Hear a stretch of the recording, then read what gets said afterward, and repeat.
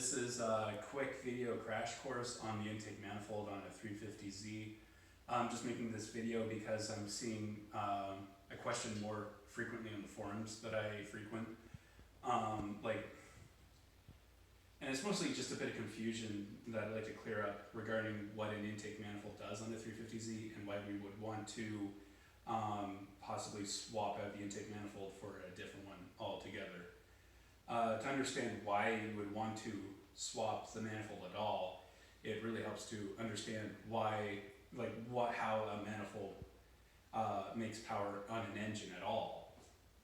I'll include a video link in the description below, but a simplified version is that air travels in through the intake runners. It will hit the closed valve, and then that air, it travels at the speed of sound essentially, and it just bounces straight back to the opening of the inlet runner and back and forth. And it'll actually bounce back and forth 4, maybe 5 times on the DE engine. And as that high-speed air travels back into the open cylinder, because the valve is now open, it actually creates a natural level of boost. It's not a lot. It's nothing like forced induction, but it's still something like 8.8 pounds of boost or something like that. So when Nissan developed this engine, they advertised it as having a tuned intake manifold, and that's basically what it means. It was tuned to make peak power at 6,000 RPMs, and soon after that, when you look at any dyno that uses where the Z has the non-rev up plenum installed, peak power drops off like a rock after 6,300 RPMs. To alleviate that issue, Nissan revised the engine and made this here. This is the rev up lower plenum. It still has gasket material. I just haven't cleaned this up because I'm not reusing it as I put my engine back together. But you can see how much shorter the intake runners are compared to the regular DEs. And what this does is essentially the shorter the runner length, you're basically tuning the engine to develop more power higher in the RPM range. So, let's not put that down right now. So why would you replace the manifold on a 350Z at all? For the rev up crowd, they're swapping from this plenum to this. Motordyne, they essentially just take a stock non-rev up plenum, they modify it, and they sell it as an MREV2. It's essentially the exact same thing as what we had here. I've just ported this in the garage.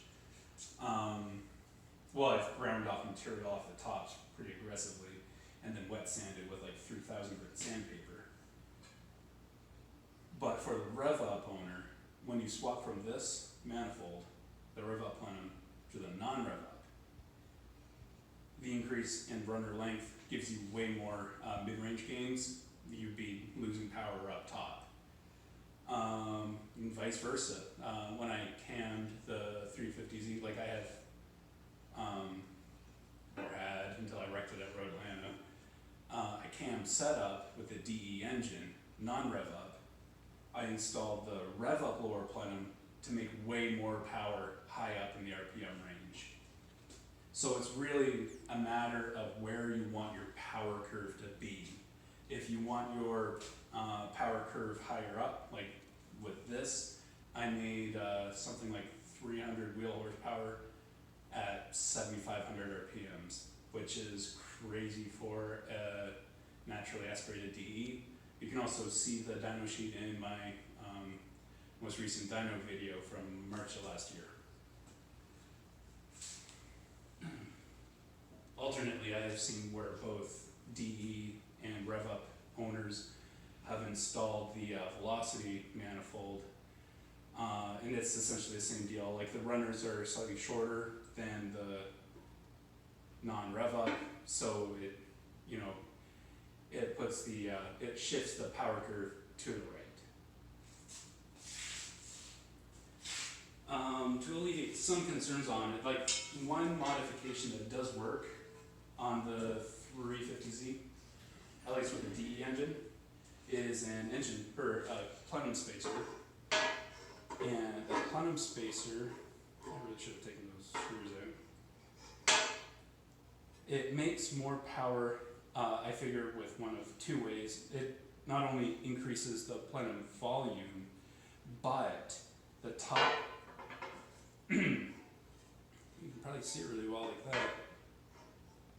The front of this upper plenum is choking off airflow to the front two cylinders.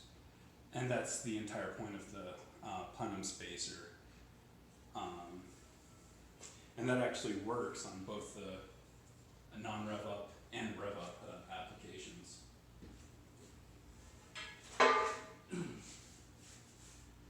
So another idea I had though was, maybe if you've seen this somewhere, I know I haven't seen it.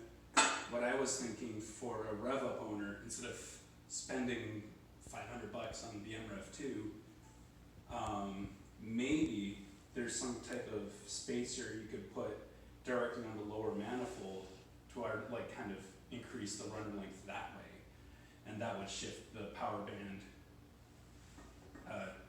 to the left.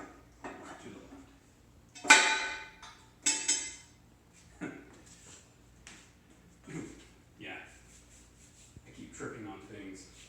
I've always thought this garage was clean enough that you could let children play down here. It's always very safe for kids.